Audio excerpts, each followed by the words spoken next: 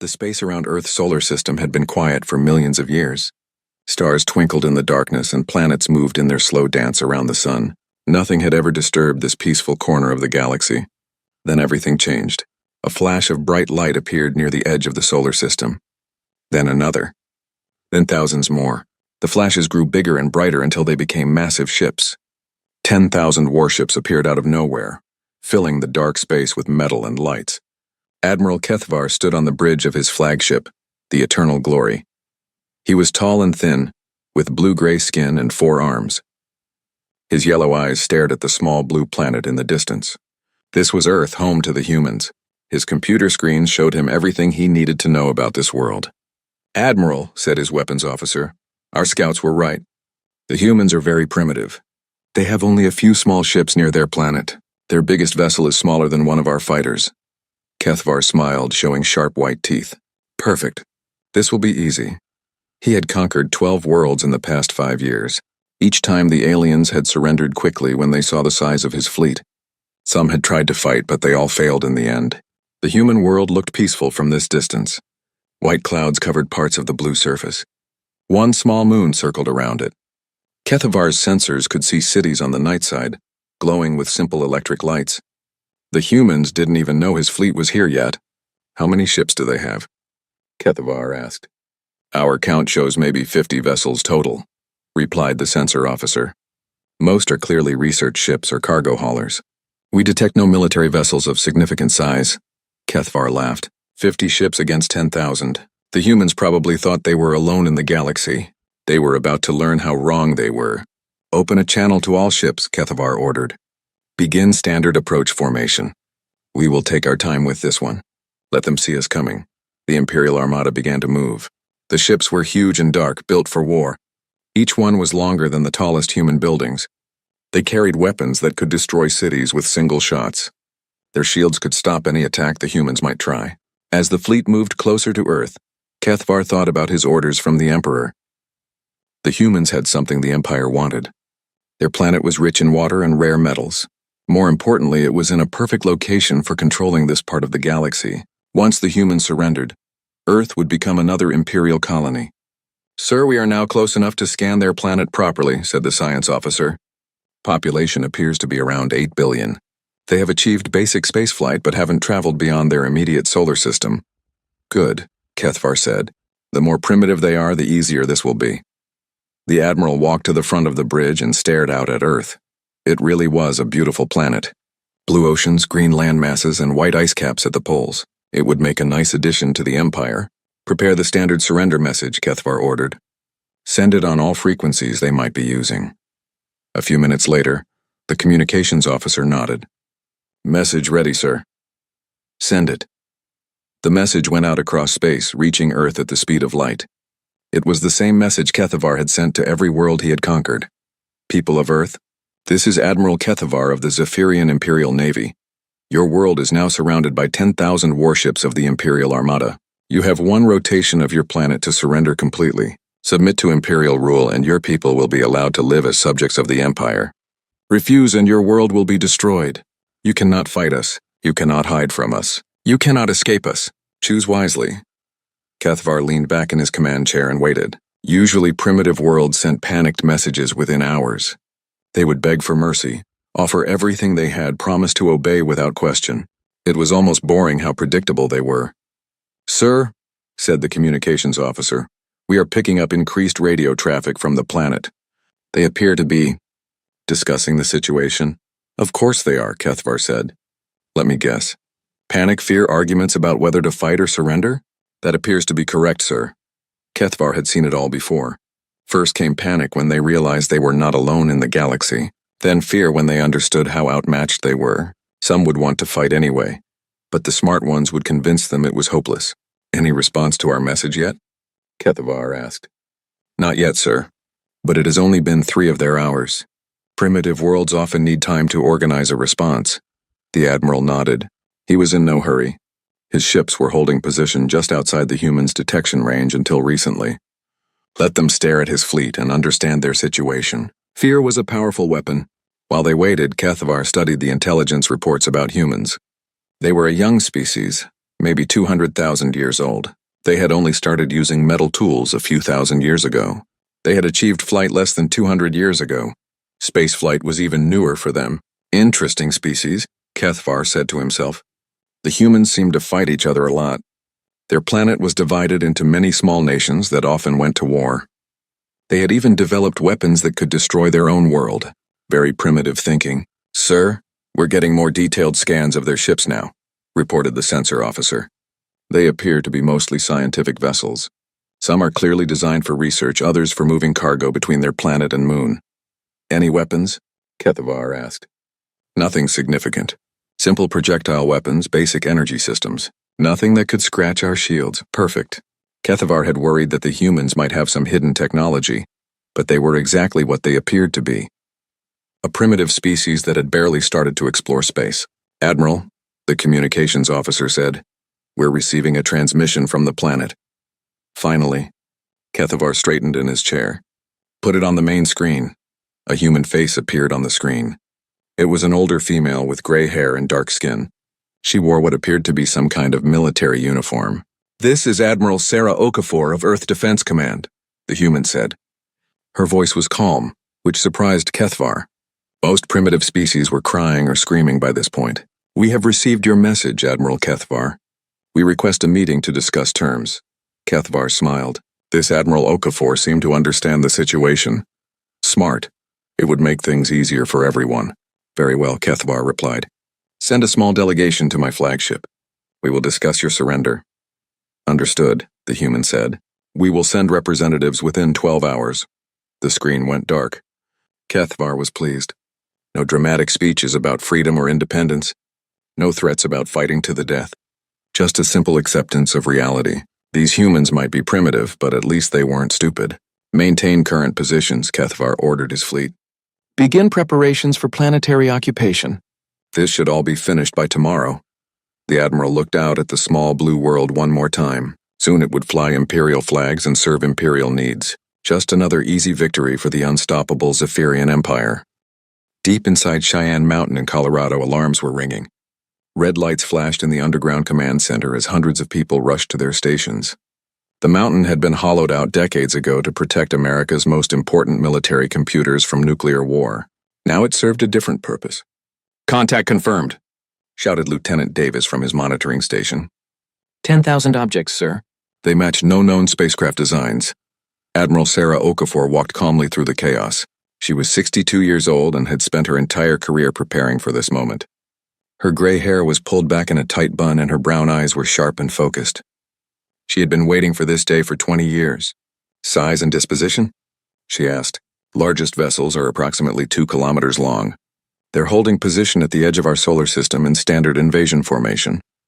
Admiral Okafor nodded. It was exactly what the war games had predicted. She pressed a button on her wrist communicator. This is Okafor. Activate Protocol 7. Authorization code Alpha 77 Delta. Around the world, hidden systems came to life. In buried bunkers, on dark satellites, and in secret bases, humans had been preparing for first contact. But not the kind of first contact that science fiction movies had imagined. Ma'am, said Colonel Martinez, her second in command. Global Defense Council is requesting immediate video conference. Put them through. The main screen showed the faces of leaders from around the world. President Chen from the North American Federation, Prime Minister Singh from the European Alliance, General Petrov from the Russian Republic, Admiral Tanaka from the Pacific Coalition. They all looked worried, but none of them looked surprised. Sarah, President Chen said, please tell me our people are ready. As ready as we can be, Madam President, Admiral Okafor replied. All hidden assets are coming online. Our deep space monitoring stations have been tracking them since they entered the system. What do we know about them? Asked Prime Minister Singh. Colonel Martinez stepped forward. Based on their ship designs and formation patterns, they match the profiles we developed from the Roswell incident. Most likely Zephyrian Imperial Navy. The Roswell incident. Most people thought it was just a weather balloon or a government cover-up. The truth was much more interesting. In 1947, a Zephyrian scout ship had crashed in New Mexico. The pilot had died, but the ship's computers were intact. For 78 years, humanity had been studying that technology. They had learned about the Zephyrian Empire, their expansion patterns, and their military tactics. They had learned that Earth was on the Empire's target list. Most importantly, they had learned that the Empire always underestimated primitive worlds. Have they made contact yet? General Petrov asked. Standard surrender demand, Admiral Okafor said. Same pattern they've used on 12 other worlds. They want our submission within 24 hours. And our response? President Chen asked. Admiral Okafor smiled for the first time since the alarm started. We're going to give them exactly what they expect. Fear, panic, and eventual surrender. The world leaders looked confused. Admiral Tanaka spoke first. Sarah, please explain. The Zephyrians have conquered 12 worlds in the past decade. Every time they follow the same pattern. Show overwhelming force, demand surrender, accept submission, and move in to occupy. They've never faced real resistance because they only attack primitive worlds. Colonel Martinez brought up a holographic display showing the alien fleet. But ma'am, they do have 10,000 ships. Even with all our preparations. Miguel, how many of those ships are actually combat vessels? Colonel Martinez checked his data. Roughly 3,000, ma'am. The rest appear to be troop transports, supply ships, and colony vessels. And how many ships do they think we have? Based on what they can see. Maybe 50 small research vessels. Admiral Okafor walked to the center of the room. The Zephyrians are bullies. They're used to picking on planets that can't fight back. They scan a world, count the ships, and assume that's all there is. They never look deeper because they've never needed to. She gestured to the display. What they don't know is that those 50 ships they can see are just decoys. Our real fleet has been hiding for decades. The truth was incredible. Since 1947, humanity had been preparing for war. Not just any war, but specifically war against the Zephyrian Empire. They had studied every piece of technology from the crashed scout ship. They had learned how Imperial sensors worked, what they looked for, and how to hide from them. The International Space Station that tourists could see was just for show. The real space infrastructure was invisible, weapon platforms disguised as space junk, manufacturing facilities hidden inside hollowed-out asteroids, research stations that looked like dead satellites. Ma'am, said Captain Rogers from the lunar base, Moon Base Alpha is ready. All weapon systems are charged and hidden. The Zephyrians still think we're just a research facility. Admiral Okafor nodded. Moon Base Alpha was humanity's greatest secret.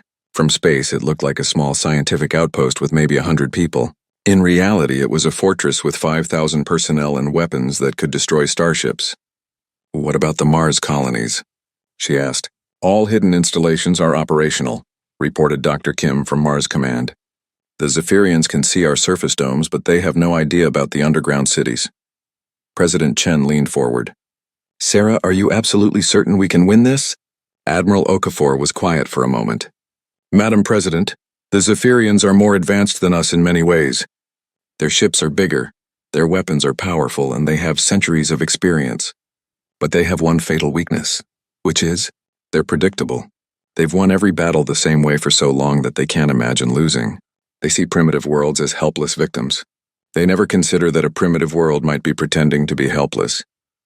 The conference room was silent. Everyone understood what Admiral Okafor was saying. Humanity's greatest weapon wasn't technology. It was the ability to be underestimated. We've had almost 80 years to study them, she continued. We know their ship designs, their tactics, their technology, and their weaknesses. Most importantly, we know they always accept surrender meetings. They like to see their enemies submit in person. Colonel Martinez looked worried. Ma'am, you're not thinking of going aboard their ship? That's exactly what I'm thinking. Dr. Vasquez and General Torres have volunteered to accompany me. Dr. Elena Vasquez was humanity's leading expert on alien technology. General Marcus Torres was the head of Special Operations Command. Both had been training for this mission for years. The plan is simple, Admiral Okafor explained. We go aboard their flagship pretending to negotiate surrender. While we keep them distracted, our infiltration systems will map their entire fleet. She brought up another display showing tiny devices smaller than dust particles, nano-infiltrators, invisible to their sensors, capable of taking control of any computer system. Dr. Vasquez developed them based on Zephyrian technology, but improved far beyond anything they have. General Petrov shook his head. This is very risky, Admiral. If they discover your plan, then we fight them the hard way. But if this works, the war will be over in minutes instead of years. President Chen made the final decision. Do it, Sarah. The fate of humanity is in your hands. Admiral Okafor saluted. Yes, ma'am. All stations, this is Admiral Okafor. Begin final preparations for Operation Lighthouse. God help us all. Around the world and throughout the solar system, humanity prepared for the most important battle in their history. They had spent decades hiding their true strength. Soon, the galaxy would learn what humans were really capable of. The shuttle Olive Branch drifted slowly through space toward the massive Zephyrian flagship.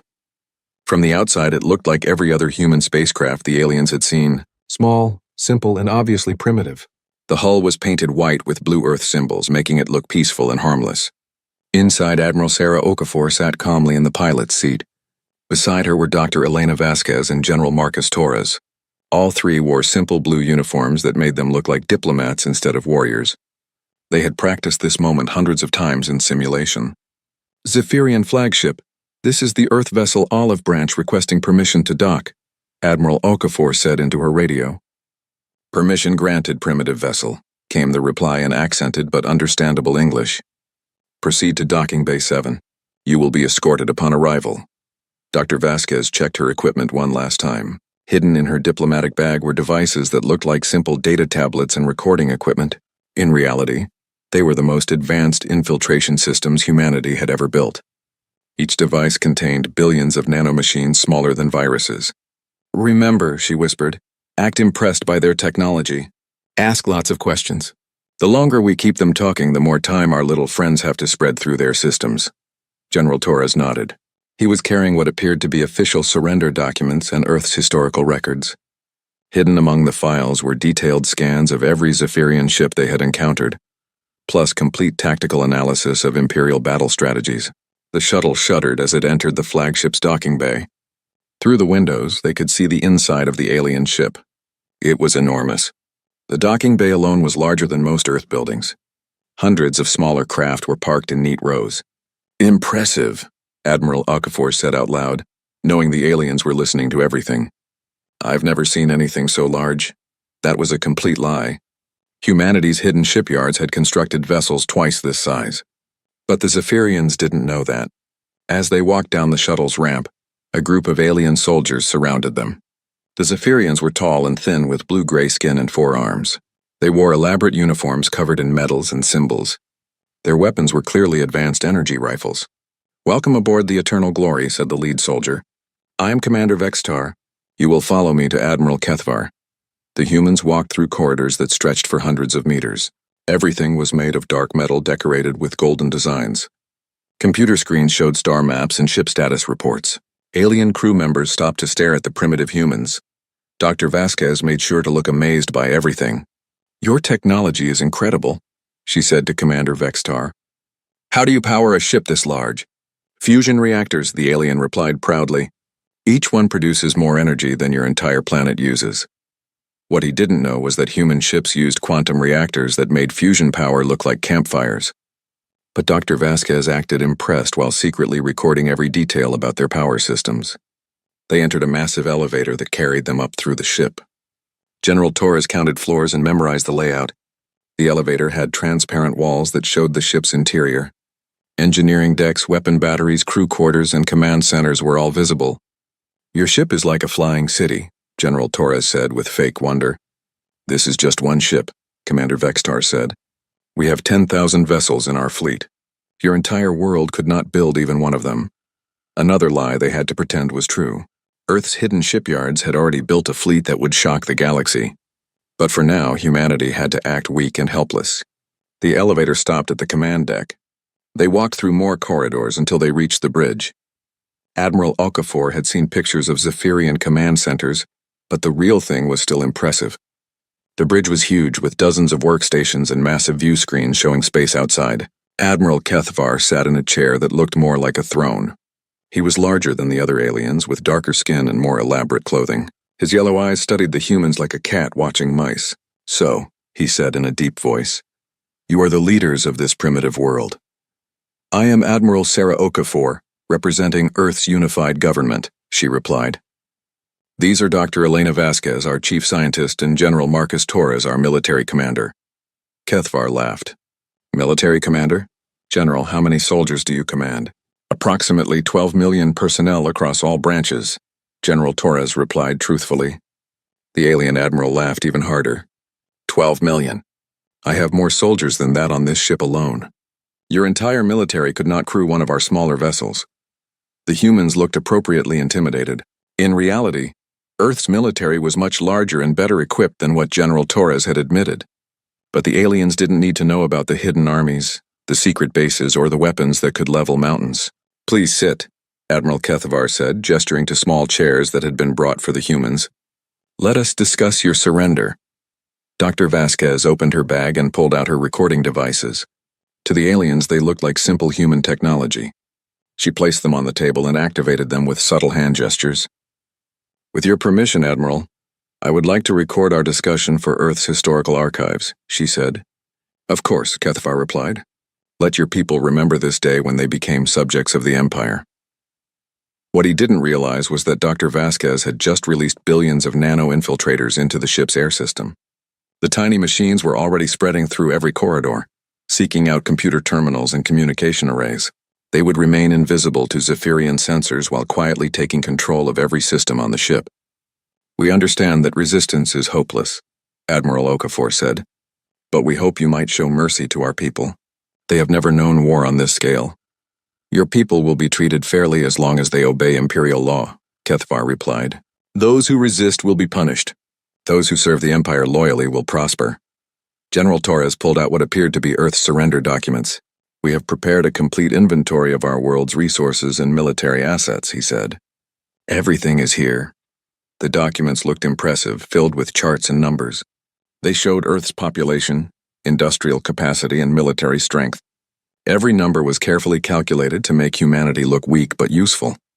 Admiral Kethavar barely glanced at the papers. He was more interested in studying the humans themselves. Tell me, he said, do your people fear death? Very much, Admiral Okafor replied. We are a young species. Most humans have never seen real violence, another lie. Humanity had been fighting wars for thousands of years. Earth soldiers were experienced, tough, and well-trained. But the aliens expected primitive peoples to be afraid, so the humans acted afraid. While they talked, Dr. Vasquez's nano-infiltrators were working throughout the ship. They found the main computer core and began copying everything. Ship designs, weapon specifications, crew lists, communication codes, and tactical databases were all downloaded and transmitted to hidden receivers. The nanomachines also found something else: the complete roster and locations of every ship in the Imperial fleet. Within minutes, tiny invisible infiltrators were spreading to thousands of other vessels through supply tubes, communication links, and docking connections. Admiral Kethavar, Dr. Vasquez said, your technology fascinates me. Would it be possible to see some of your scientific equipment? As a researcher, I would love to learn from your advanced civilization. The alien admiral smiled. He enjoyed showing off Imperial superiority. Commander Vextar, give these humans a tour of our laboratories. Let them see what real science looks like. For the next 2 hours, the humans were shown through the ship. They asked simple questions and acted amazed by everything they saw. The aliens enjoyed explaining how much more advanced they were than primitive humanity. What they didn't notice was that Dr. Vasquez's recording devices were actually quantum computers, more powerful than anything on the alien ship. Every system they observed was being analyzed, copied, and understood. Humanity's scientists would soon know more about Zephyrian technology than the Zephyrians themselves. When the tour ended, they returned to the bridge. Admiral Kethavar was reviewing Earth's surrender documents with his staff officers. Your terms are acceptable, he announced. Your world will become an Imperial colony. Your people will work for the Empire. Your resources will serve our needs. In return, we will not destroy your civilization. Thank you for your mercy, Admiral, Admiral Okafor said with a bow. When will the occupation begin? Tomorrow. My fleet will take positions around your planet. Resistance is futile, so I trust your people will cooperate. The humans gathered their belongings and prepared to leave. Dr. Vasquez made sure to pack her recording devices carefully. The nano-infiltrators had finished their work, but she had to maintain the act until they were safely back on their shuttle. Admiral, she said as they reached the door, I have one small request. As a scientist, would it be possible to observe your fleet's demonstration of power? We have never seen weapons of such magnitude. Kethavar smiled cruelly. An excellent idea. Tamordon was breaking over Luna Base 7 when Admiral Kethavar gave the order. The small research station sat in a crater on the moon's surface, looking peaceful and innocent. Solar panels glinted in the sunlight. Communication dishes pointed toward Earth. To any observer, it appeared to be exactly what the humans claimed: a simple scientific outpost. "Target acquired," reported the weapons officer aboard the Zephyrian destroyer Iron Fist. The ship had moved into position exactly as planned, close enough to Earth that billions of humans could see what was about to happen. Admiral Kethvar sat in his command chair aboard the flagship Eternal Glory, watching through his view screen. He wanted the humans on Earth to witness Imperial power. Fear was an excellent tool for controlling primitive species. "All human personnel have been evacuated from the base," Commander Vextar reported. "Our scanners show no life signs." "Excellent," Kethvar replied. "We are not monsters. We destroy property, not people." He opened a communication channel to Earth. "Admiral Okafor, are you watching?" The human admiral's face appeared on the screen. She looked pale and worried, exactly as expected. "We are watching, Admiral Kethvar. Please, is this really necessary? Your people must understand their situation," the alien admiral replied. "This demonstration will prevent future bloodshed. One destroyed base now saves thousands of lives later." Admiral Okafor seemed to understand. "Yes, Admiral. We are broadcasting your demonstration across our entire planet. Everyone will see the power of the Imperial Navy." "Perfect." Kethvar smiled as he thought about billions of humans watching their moon base destroyed. After this, there would be no talk of resistance. Earth would submit completely. "Fire," he ordered. The destroyer Iron Fist had been built for destruction. Its main weapon was a plasma cannon capable of melting through solid rock. The weapon charged up slowly, building energy for maximum effect. A red glow appeared at the front of the ship, growing brighter and brighter. On Earth, people watched through telescopes and cameras. News broadcasts showed the alien ship preparing to fire. In secret command centers, human military leaders held their breath. This was the moment they had been waiting for. The plasma cannon fired. A massive beam of red energy lanced across space, striking Luna Base 7 with incredible force. The beam was so bright it could be seen from Earth without telescopes. Where it hit, metal and rock turned instantly to vapor. The explosion was spectacular. Rocks flew in all directions. A cloud of glowing gas expanded from the impact site. When the smoke cleared, Luna Base 7 was gone. Nothing remained but a crater filled with melted stone. "Magnificent," Admiral Kethvar said with satisfaction. "Send that recording to every human government. Let them show it to their people." He opened the channel to Admiral Okafor again. The human woman looked shocked and terrified. Her hands were shaking as she stared at the destruction. "Do you understand now?" Kethvar asked. "This is what happens to those who oppose the Empire. Your base had no weapons, no shields, no defenses. It was destroyed in seconds." "Yes," Admiral Okafor whispered. "We understand." "Good. Tomorrow my fleet will begin the occupation of your world. Prepare your people to welcome their new rulers." The communication ended. Admiral Kethvar leaned back in his chair, pleased with himself. Another world conquered without real violence. The humans had seen Imperial power and would submit peacefully. What he didn't know was that Admiral Okafor was no longer afraid. In fact, she was smiling. "Earth command to all stations," she said over the secure channel. "The aliens have just made a terrible mistake. They destroyed Luna Base 7, which was exactly what we wanted them to do." In the secret command bunkers, human officers looked confused. Colonel Martinez spoke for all of them. "Ma'am, how is destroying our base a good thing?" "Because Luna Base 7 was not our real moon base," Admiral Okafor explained. "It was a decoy. The real Luna Base Alpha is hidden 2 kilometers underground. We built Base 7 on top of it to hide our true capabilities." The truth was even more amazing. Humanity had been playing a shell game with the aliens from the beginning. Every installation the Zephyrians could see was fake. The real military bases were completely hidden. "Ma'am," said Captain Rogers from Luna Base Alpha, "we recorded everything. The alien weapon took exactly 4.7 seconds to destroy the decoy base. Our defensive systems can absorb that much energy easily." Admiral Okafor nodded. "Perfect. Now we know exactly how powerful their weapons are. Dr. Vasquez, are your infiltrators ready?"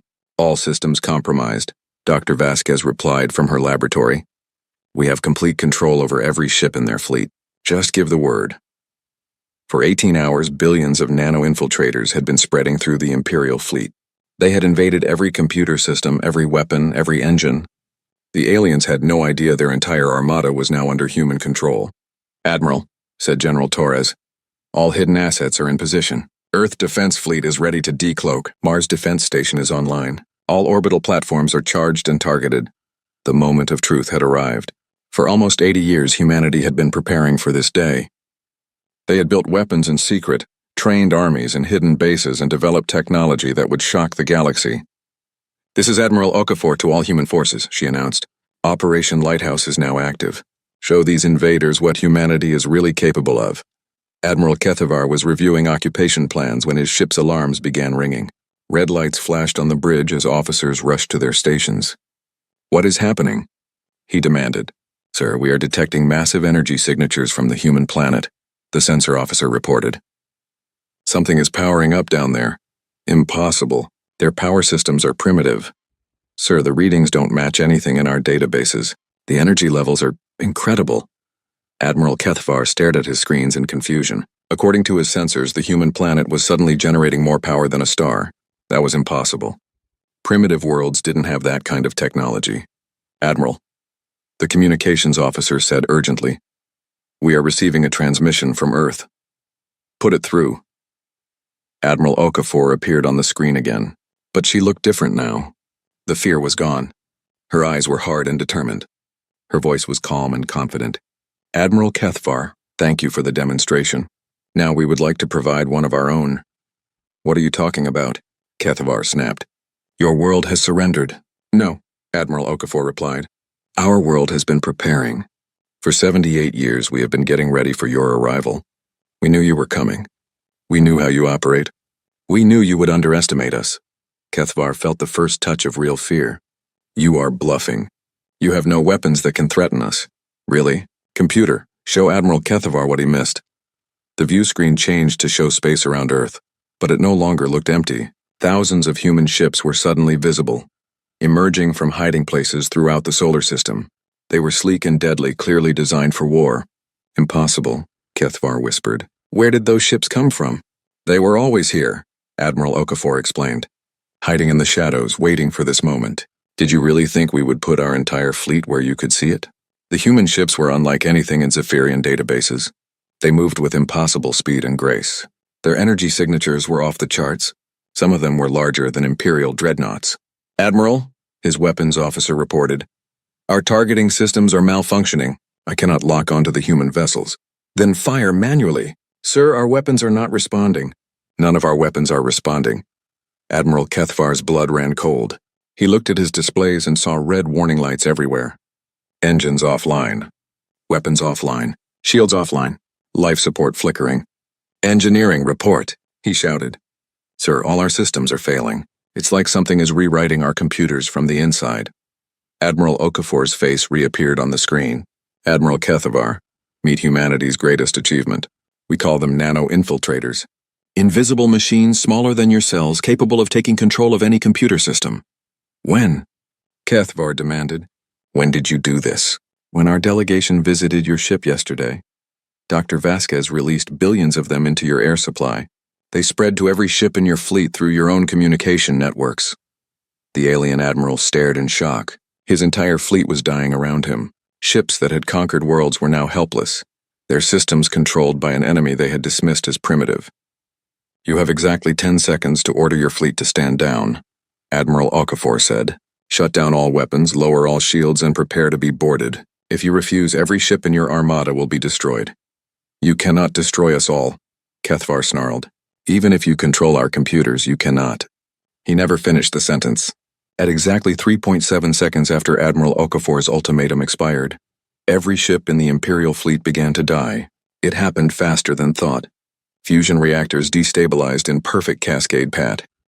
Space around Earth was filled with debris and emergency beacons.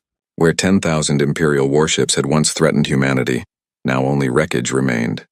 Escape pods drifted among the ruins, carrying the survivors of the greatest military disaster in galactic history.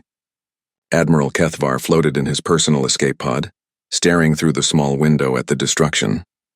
His flagship, the mighty Eternal Glory, was gone, split in half when its own weapons fired into the reactor core. He was alive only because the human nanomachines had been programmed to preserve life support long enough for evacuations. "This is impossible," he whispered to himself. How could primitives defeat the Imperial Navy? His pod's communication system crackled to life. "Imperial survivors, this is Earth Defense Command. Medical and rescue ships are approaching your positions. You are now under human protection. Through his window, Kethvar could see the human rescue fleet approaching. The ships were beautiful and advanced, nothing like the primitive vessels his intelligence had reported. They moved with grace and purpose, their hulls gleaming in Earth's sunlight. One of the rescue ships approached his pod. It was larger than an Imperial destroyer, but shaped like an elegant bird. Gentle tractor beams pulled his pod into a docking bay filled with other survivors. Kethvar had expected to be treated as a prisoner or executed as an enemy. Instead, human medics were waiting to help injured aliens. Admiral Kethvar? A human woman approached his pod as it opened. She was young, with kind eyes, and wore medical robes. I'm Dr. Sarah Chen. Are you injured? No, Kethvar replied, confused by her gentle tone. You are not going to execute me? Dr. Chen looked shocked. Execute you? Of course not. You're a refugee now. We're here to help. The concept made no sense to Kethvar. In Imperial space, defeated enemies were killed or enslaved. But these humans were treating their former attackers like guests. Alien survivors were being given food, medical care, and comfortable quarters. Doctor, Kethvar said as she checked his health, I came here to conquer your world. I threaten to destroy your people. Why are you helping me? Because that's what humans do, she replied simply. War is over. Now comes healing. As Kethvar recovered in the medical bay, he watched through windows as the rescue operation continued. Hundreds of human ships were working to save every alien life they could find. They treated wounded Zephyrian soldiers with the same care they would give their own people. Admiral? A familiar voice made him turn around. Admiral Sarah Okafor stood in the doorway, no longer wearing the simple diplomatic uniform from their first meeting. Now she wore the complex dress uniform of Earth Defense Command, covered with medals and symbols that spoke of real military experience. Admiral Okafor, Kethvar said weakly, I suppose you have come to gloat over your victory. Actually, I came to apologize, she replied, pulling up a chair beside his bed. What we did to your fleet was necessary, but I take no pleasure in the destruction. Kethvar stared at her in amazement. Apologize? You defended your world against invasion. Yes, but many good soldiers died today, soldiers who were following orders just as I follow mine. Their deaths were unavoidable, but that doesn't mean I'm happy about them. This was completely outside Kethvar's understanding of warfare. Imperial commanders celebrated victories and showed no mercy to enemies. But this human admiral seemed genuinely sad about the battle she had won. I have questions, Kethvar said. I imagined you would. Ask them. How long have you known about the Empire? Admiral Okafor smiled sadly. Since 1947. One of your scout ships crashed in our desert. The pilot died, but the computer systems survived. We've been studying Imperial technology and tactics ever since. 78 years, Kethvar whispered. You have been preparing for this day for 78 years. My grandfather worked on the original research team. My father helped design our first hidden shipyards. I've spent my entire career preparing for your arrival. The scope of it was incredible. 3 generations of humans working together, planning for a war that might never come, building weapons in secret, training armies in hidden bases, all while pretending to be a primitive, helpless world. Why did you not reveal yourself sooner? Kethvar asked. With technology like yours, you could have warned the Empire away. Because warning you would have told you we were a threat. The Empire doesn't negotiate with threats. It destroys them. Our only advantage was that you thought we were weak. Admiral Okafor was right. If the Empire had known Earth possessed advanced technology, they would have sent a much larger fleet. They might have bombarded the planet from a safe distance instead of trying to occupy it. How advanced are you really? Kethvar asked. More advanced than you in some ways, less in others. Your ships are individually more powerful than ours were when we started this project, but we've had almost 80 years to improve on your designs. A nurse brought Kethvar food and water. The meal was simple but good, better than what many Imperial prisoners could expect. Admiral, he said after eating, what happens now? To me, to my survivors, to the Empire? That depends on you, Admiral Okafor replied. We've sent a message to your Emperor explaining what happened here. We told him that Earth is now under human protection, and any further attacks will be met with appropriate force. The Emperor will be furious. He may send a larger fleet, we hope not. War benefits no one, but if he does send more ships, we'll be ready. Kethvar thought about the weapons he had seen, human technology that could take control of Imperial computers, ships that appeared out of nowhere, defenses that had turned his mighty fleet into scrap metal in seconds. The Empire will want to study your technology, he warned. They will try to duplicate your nano-infiltrators. Let them try. What they don't know is that our nano-machines were programmed with a complete understanding of Imperial systems. They won't work on any other technology. Another surprise. The humans had designed their ultimate weapon specifically to fight the Zephyrian Empire. It was useless against anyone else, but perfectly suited for this exact battle. Admiral Okafor, Kethvar said, I need to understand something. You could have destroyed my fleet without warning. Killed all of us before we knew what was happening. Why did you give us time to evacuate? The human admiral was quiet for a long moment. Because we're not the Empire, Admiral. We don't believe in unnecessary killing. War is about protecting what you love, not destroying what you hate. Over the next few days, Kethvar learned more about humanity than he had ever wanted to know. The survivors were housed in comfortable facilities on Earth's moon. They were given access to communication systems, entertainment, and even educational programs about human culture. Dr. Elena Vasquez visited him several times to explain how the nano-infiltrators worked. She showed him the tiny machines under powerful microscopes and explained their programming, with genuine enthusiasm for the science involved. The fascinating thing, she said, is that they're based on your own technology. We just made them smaller and smarter. General Marcus Torres discussed military tactics with Kethvar, sharing insights about the battle that had destroyed his fleet. The human general treated him like a fellow professional, rather than a defeated enemy. Your formation was excellent for intimidation, Torres explained. But it left you vulnerable to coordinated system attacks. If you had spread your ships out more, it would not have mattered, Kethvar replied. Once your machines were in our computers, we were helpless. True, but the principle remains important for future operations. Future operations. Kethvar realized that the humans were sharing military knowledge with him. They were treating him like an ally rather than a prisoner. After a week of recovery, Kethvar was brought to a meeting room where Admiral Okafor waited with several other human leaders. Maps of the galaxy covered the walls, showing Imperial territory and the locations of other alien civilizations. Admiral, Okafor said, we have a proposal for you. I am listening. The Empire has conquered 12 worlds in the past decade. According to our intelligence, 3 more invasions are planned. We would like your help in contacting those worlds.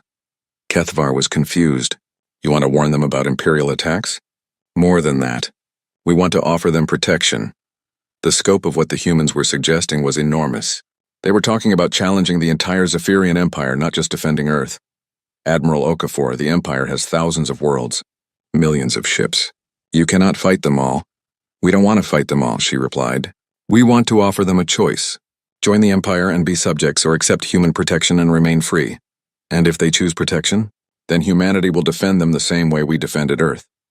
Kethvar thought about the destruction of his fleet. Human technology that could disable any Imperial ship, weapons that could appear from nowhere, defenses that were invisible until activated. The Emperor will never accept this challenge, he said. Then the Emperor will learn that there are consequences for bullying primitive worlds, Admiral Okafor replied. The age of easy conquest is over. Thank you for watching and comment for next part.